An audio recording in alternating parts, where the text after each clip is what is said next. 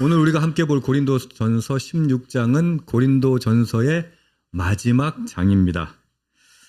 지난 시간까지 바울이 선포했던 메시지가 무엇이었습니까? 기억나시죠? 부활에 대한 이야기였어요. 5주 동안. 야, 목사님도 징하다. 저 5주 동안 저렇게 부활 얘기를 할까? 왜 부활 얘기를 했습니까? 15장을 갖다가 그렇게 구구절절 5주 동안이나 부활에 더 이야기한 건 12장에서 14장까지의 이야기 때문입니다. 뭔지 기억나세요? 사랑이에요. 사랑. 사랑하고 부활하고 무슨 상관이 있어요? 여러분, 미운 사람 사랑하기 쉬워요? 어려워요? 어렵죠. 미운 사람 사랑하는 건 진짜 힘들죠. 근데 사도 바울이 15장에서 부활을 계속 얘기한 이유가 뭐예요? 너희들 죽으면 뭐한다? 부활한다. 죽기 전에 주님 오시면 부활체로 거듭난다. 그것도 순식간에. 그게 지난주 얘기했어요. 그러니까 뭐 해라? 예, 사랑해라. 나 저놈 미워 죽겠어. 저건 내가 도저히 용서가 안 돼. 근데 부활 생각하면 어떻게? 그 마음으로 부활하면 되겠어요? 안 되겠어요? 안 되죠. 그러니까 뭐 해라? 사랑해라. 그래서 12장부터 14장까지 사랑 얘기를 실컷 해놓고 15장에 부활 얘기를 그렇게 강조하는 거예요. 16장을 읽어보면 생뚱맞는 얘기예요. 갑자기 헌금 얘기하고요. 또 저기 아볼로 얘기하고요. 디모데 얘기예요. 그래서 이거 부록인가? 그거 부록 아니에요. 왜 그렇게 얘기하냐면 헌금 얘기를 왜 하냐면 부활을 믿고 너희가 사랑한다며 그러면 사랑하면 어떻게 해라? 내 형제를 도와라. 제가 온라인에서 예배 드리는 게 굉장히 거룩한 일이라고 자주 얘기하죠. 빈정되는 거예요. 온라인으로 예배 드리면 굉장히 거룩해져요. 왜? 대한민국의 제일 좋은 목사님 설교 탁 듣고 얼마나 은혜가 돼. 그리고 제일 중요한 게 뭐예요? 옆에 꼴배기 싫은 인간이 있어 없어? 없어. 막 성령 충만해. 꼴배기 싫은 인간도 안 보여. 그래서 온라인 예배가 위험해요. 무슨 얘기를 하고자 하냐면 부활 믿어요. 부활. 이제 모두 사랑할 것 같아. 모두 사랑할 것 같은데 헌금에 그러면 뭐라고 그래요? 그건 좀 그렇게 얘기하는 거예요. 여러분도 아다시피 제가 헌금 얘기하는 거 제일 껄끄러워 하잖아요. 그래서 애지간하면 헌금 얘기 해요 안 해요? 안 하잖아요. 그죠? 근데 오늘 어쩔 수 없어. 본문이라서 헌금 얘기 해야 돼. 근데 하필이면 또 2층 해야 되는데 헌금 얘기를 안 해? 그래가지고 제가 본문을 평상시의 분량의 1.5배로 준비했어요. 왜냐면 분위기 봐서 살벌하면 그냥 생략하고 뒤에 거 넘어가려고. 근데 양심상 이거 본문에 있는 거라서 해야 돼요. 그러니까 양해하고 들으세요. 네. 다시 원래로 돌아갑시다. 부활을 믿는 사람은 사랑할 수 있습니다. 그런데 사랑한다면 도대체 우리의 행동은 어떻게 변화될 수 있는가예요. 여러분 사랑한다면서요. 이런 거예요. 여보 나 사랑해. 돈 벌어서 지 혼자 다 써. 여보 나 너무 사랑해. 그리고 어디 여행도 한번 안 가. 아들아 사랑한다. 그러면서 너 알바해서 먹고 살아라? 그거 사랑하는 거예요? 안 하는 거예요? 안 하는 거잖아요. 그러게 여러분들은 말해놓고 여러분 어때요? 하나님 사랑해요 해놓고 여러분 헌금하세요? 어때요? 하나님 너무 감사해요. 어쩌라고? 감사하다며. 그러면 어떻게 해요? 하나님 제가 형편이 안 돼서요. 그러고 있는 거 아니에요? 사도 바울이 부활에 대한 이야기, 사랑에 대한 이야기하고 실천적인 이야기를 오늘 16장에서 시작합니다. 우리 1절 함께 읽읍시다. 시작. 성도를 위하는 연보에 관하여는 내가 갈라디아 교회들에게 명한 것 같이 너희도 그렇게 하라. 성도를 위하는 연보에 관하여는 연보가 뭡니까? 한자어로 내려놓을 연, 그 다음에 채울 보 이런 뜻이에요. 연보는 내려놓고 나의 걸 내려놓고 상대의 걸 채우는 거, 그게 연보예요. 사도 바울이 지금 이렇게 얘기합니다. 성도를 위한 연보는, 그럼 연보의 목적은 뭐다? 성도를 위하는 거예요. 내 것을 희생해서 성도를 돕는 거예요. 여기서 성도는 누구냐면 예루살렘 교회예요.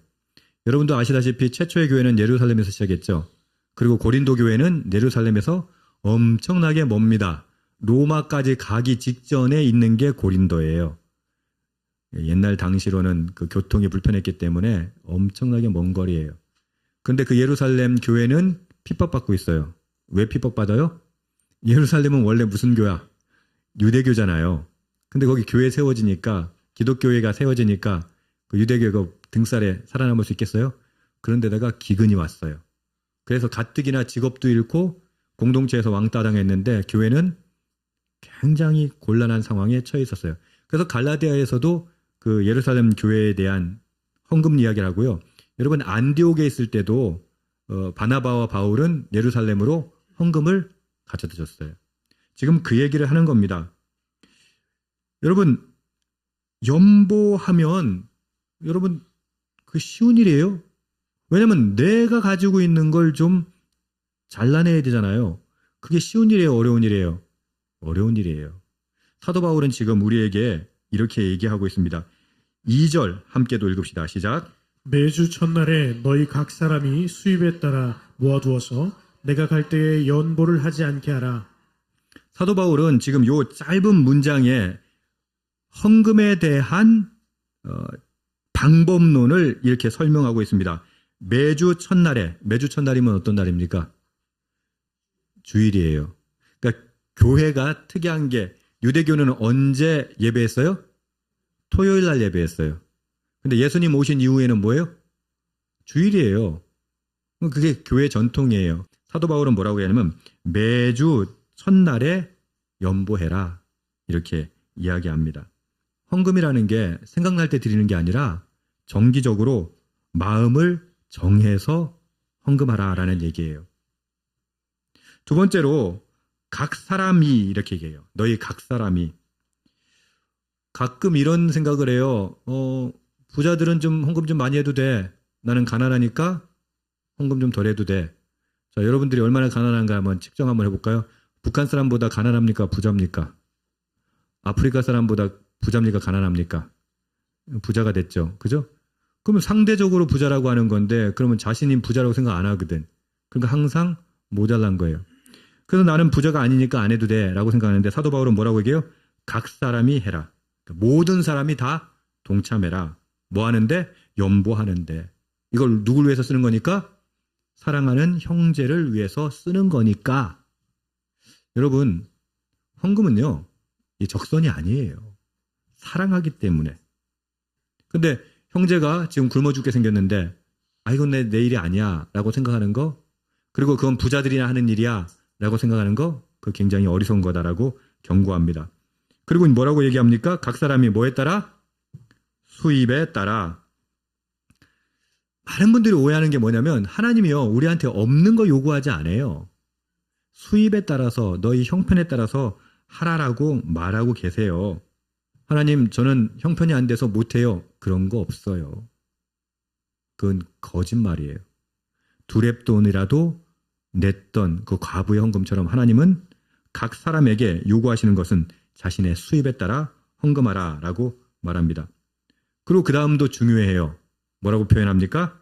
모아두어서. 이게 무슨 말입니까? 미리 떼두라는 말입니다.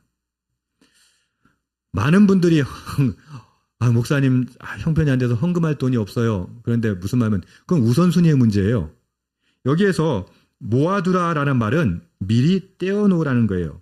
쓰고 남은 거 드리라는 게 아니에요. 형편에 맞게 드린다고 하는 핑계를 대면서 그 나중에 순위를 줘버리면 그건 안 된다는 얘기예요. 먼저 구별해서 드려라. 여러분 먼저 구별하면 헌금할 돈 있다 없다? 있다는 거예요. 근데 우리가 헌금할 돈이 없는 이유는 뭐예요? 먹을 거 다 먹고 입을 거 다 입고 놀러 갈 거 다 놀러 가고 나서 돈을 세보니까 헌금할 돈이 있어 없어요? 없죠. 그렇게 하면 아무도 할 수 없어요. 현대인에게 돈이 없는 게 아니에요. 이것은 우선순위의 문제예요. 지출 목록의 맨 끝에 헌금이 있을 뿐이에요. 형편이 되면 드리겠다라고 하는 건 결국은 안 드리겠다는 뜻이에요. 수입이 증가한다고 여러분 순서가 바뀔 것 같아요? 안 바뀌어요.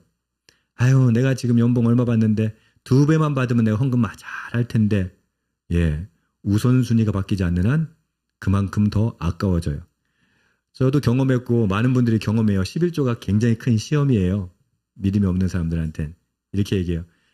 돈이 없을 때는 뭔 줄 아세요? 아우, 연봉 2배로 받으면 11조가 쉬울 텐데. 그래요. 연봉 2배로 받을 때는 어떻게 되는지 아세요? 아, 연봉 반 받는 사람은 헌금하기 쉽겠다. 왜? 조금만 내도 되니까. 이렇게 큰 돈을 헌금해야 되다니. 그러니까 사도 바울이 하는 얘기는 뭐예요? 우선순위의 문제다. 핑계대지 마라. 라고 이야기하는 겁니다. 성경에서는 헌금을 어떻게 정의하느냐? 첫 번째는 감사의 표현으로서 헌금을 정의합니다. 무슨 말이냐? 우리가 가지고 있는 모든 소유는 누가 주신 것이다? 하나님이 주신 것이다. 많은 사람들이 헌금을 하나님께 주는 것으로 생각해요. 아니에요. 헌금은 하나님께서 주신 거예요. 이미 받은 걸 이거 하나님께서 주신 것입니다. 라고 고백하는 게 헌금입니다. 오늘 숨쉬는 것, 일할 수 있는 것, 사랑하는 가족, 이 모든 것은 사실 선물입니다. 그걸 믿는 사람은 어떻게 해요? 하나님 너무 감사해요. 라고 하나님께 드릴 수 있는 거예요. 그건 다시 말해서 뭘 돈을 드린다는 개념이 아니라 감사의 표현이란 말이에요. 다른 말로 합시다. 하나님 감사해요, 사랑해요 하면서 헌금하지 않는 것보다 감사하는 것도 아니고 사랑하는 것도 아니에요. 모든 것이 주께 낫사옵고 우리는 주의 손에서 받은 것으로 주께 드렸을 뿐이니이다. 라고 역대상은 고백하죠. 두 번째는 소유에 대한 자유입니다. 많은 사람들이 물질을 소유한다고 생각하거든요. 근데 사실은 물질에 소유당하기가 훨씬 쉽습니다. 맞아요, 안 맞아요? 물질을 소유하는 거라고 생각하거든요. 아니요. 가만히 보면, 여러분 삶을 가만히 보면요. 우리의 삶을 가만히 보면요. 물질에 소유당해요. 물질의 지배를 받고 있는 거예요. 그러니까 허덕이며 살아가는 것이죠. 헌금은 이것이 나의 전부가 아니다 라고 하는 선언이에요. 일종의. 그 행위예요. 손을 펴서 드릴 때 오히려 우리는 비로소 움켜짐에서 자유로워집니다. 우리는 그것을 붙들려고 그렇게 움켜쥐지만 실제로는 어떻게 돼요? 그 물질에 움켜잡혀 사는 것이죠. 마태복음은 오직 너희를 위하여 보물을 하늘에 쌓아두다 라고 말씀하십니다. 여러분 보물 어디에 쌓아두고 계세요? 저 장롱에 쌓아두고 계세요? 아니면 저기 통장에 쌓아두고 계세요? 주식계좌에 쌓아두고 계세요? 예, 그게 나쁘다는 얘기가 아니에요. 근데 그것에 지배받지는 말라는 거예요. 그것에 일희일비하지 말라는 거예요. 그 주식 좀 올라봐요. 얼마나 기분이 좋은데. 떨어지면 어떻게 해요? 세상을 잃은 것처럼 그래. 그렇게 살지 마세요. 붙잡혀 살지 마세요. 하나님의 주권을 인정하십시오. 세 번째는 신앙의 구체적인 실천입니다. 아까도 이야기했지만 우리의 신앙을 드러낼 수 있는 방법이 있어요. 여러분 옆에 사람 잠깐 보세요. 이 사람의 믿음 보여요, 안 보여요? 혹시 보이면 여러분들은 잘못 오셨어요. 저기 딴 데 가가지고 자리 깔고 뭘 하셔야 되는 거지 여기 와 계시면 안 돼요. 그러니까 옆에 사람의 믿음이 보여요, 안 보여요? 안 보여요. 근데 헌금은 보여요, 안 보여요? 보여요. 이게 무슨 말이냐? 입으로는 하나님 신뢰합니다, 사랑합니다, 믿습니다, 감사합니다. 하지만 통장 내역은 우리의 진짜 신앙을 드러냅니다. 여러분들이 어디에 돈을 썼는지, 여러분들이 어떤 데 지출을 했는지, 헌금은 믿음이 삶에 뿌리 내렸는지 스스로를 점검하는 정직한 거울이에요. 내 신앙이 바른지 안 바른지 뭘 통해서 알 수 있다고요? 헌금을 통해서 알 수 있는 겁니다. 근데 요즘에서 원고에 없는 얘기를 하겠습니다. 이런 분들 계세요. 아니 교회가 헌금을 똑바로 써야지 라는 핑계를 대시는 분들도 계세요. 그런 분들은 빨리 교회로 옮기세요. 헌금을 제대로 쓰는 데 가서 헌금을 하세요. 무슨 말이냐? 그거 가지고 핑계대는 건 비겁한 거예요. 난 교회는 못 옮기겠습니다. 그럼 어떻게 하면 돼요?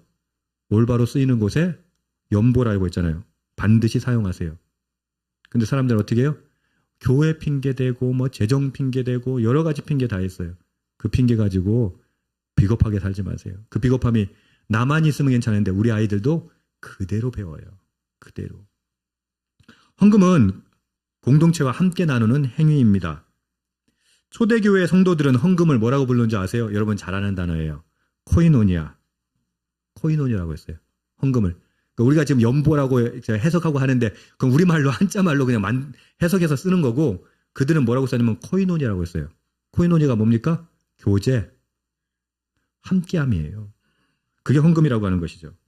내 헌금이 어려운 형제 자매를 돕고 복음이 전해지지 않는 곳에 빛이 되고 다음 세대를 세우는 데 쓰인다면 그것은 단순한 돈이 아니라 사랑의 연결고리가 된다고 하는 것이죠.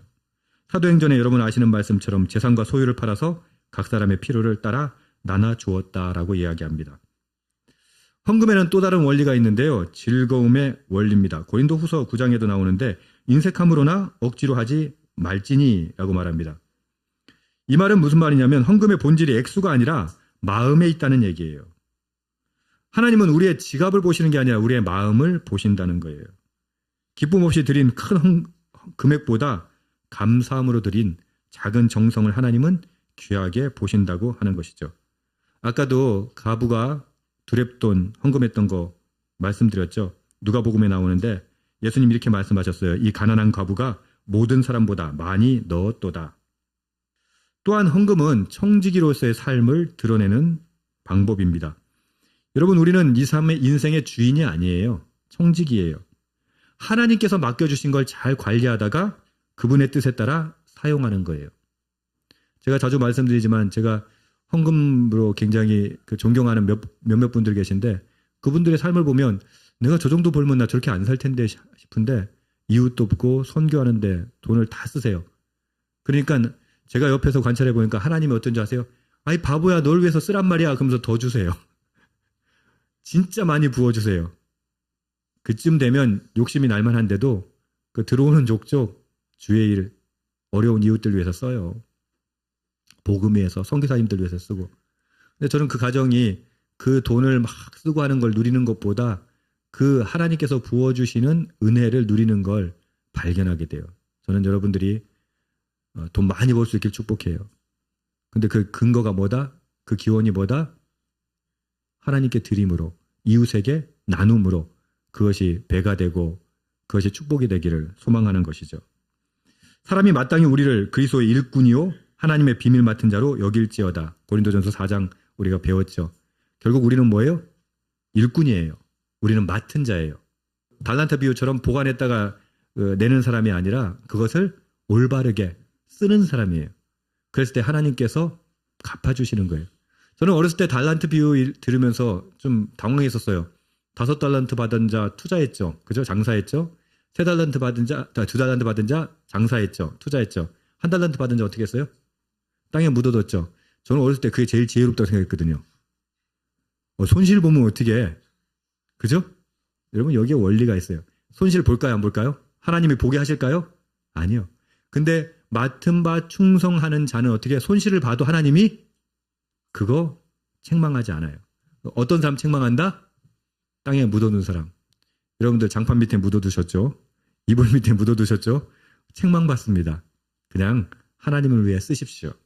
하나님의 일에 이웃을 위해서 복음을 위해서 쓰십시오. 그러면 그 장판 밑에 묻어둔 건 아무 변화가 일어나지 않지만 하나님께서 여러분의 삶 가운데 놀라운 복으로 임하세요. 예, 손해본다고요? 손해봐도 하나님 책임지세요. 걱정하지 마세요. 그러니까 하늘에다 묻어두세요. 왜 자꾸 땅에다 묻어두려고 합니까? 그거 가장 어리석은 것이다 라고 이야기합니다. 헌금은 결국 나의 삶의 주인이 누구인가에 대한 고백입니다. 헌금은 거래가 아닙니다. 관계입니다. 의무가 아니라 사랑의 응답입니다. 그런즉 너희가 먹든지 마시든지 무엇을 하든지 다 하나님의 영광을 위하여 하라.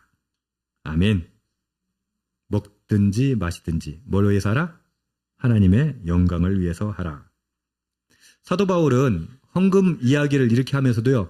헌금의 쓰임새에 대해서도 여러분들 우리 가운데 그런 상처가 있는 분도 계실지 모르겠는데 교회가 헌금을 어떻게 집행해야 하는가 3절 4절에서 이야기합니다. 함께 읽읍시다. 시작. 내가 이를 때에 너희가 인정한 사람에게 편지를 주어 너희의 은혜를 예루살렘으로 가지고 가게 하리니 만일 나도 가는 것이 합당하면 그들이 나와 함께 가리라. 헌금의 전달 방식에 대해서도 굉장히 중요하게 생각합니다. 이 헌금을 누가 전달하라고 했어요? 여기에 너희가 인정한 사람.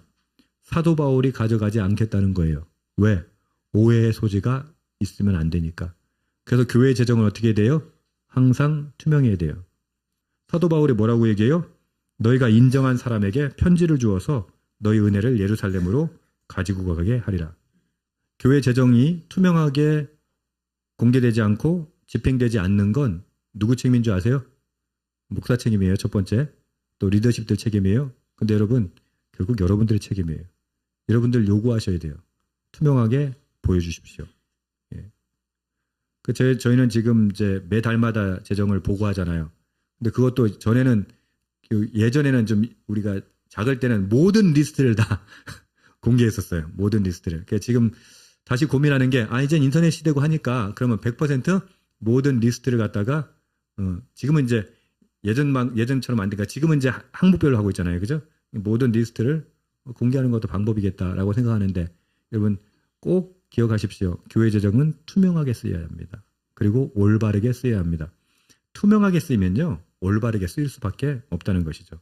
혹시 여러분 가운데 교회 재정에 대해서 상처가 있다면 그걸 우리 교회에서 구현하십시오. 투명하게, 올바르게. 아무에게나 헌금 맡기면 안 됩니다. 그래서 인정한 사람에게 맡기는 것처럼 교회도 마찬가지입니다. 아무에게나 재정을 맡기는 게 아니에요. 반드시 투명성과 신뢰를 담보하기 위해서 여러분 우리 모두가 애써야 합니다. 헌금은 사랑의 실천입니다. 몸의 한 부분이 아프면 몸이 전체가 아프죠. 발가락에 티눈만 나봐요. 온몸이 고통받잖아요. 그죠? 교회도 마찬가지입니다. 예루살렘 성도들이 고통받고 있으면 고린도 성도들도 함께 아파야 합니다. 지금 이란의 사람들이 아파하면 우리도 아파야 돼요.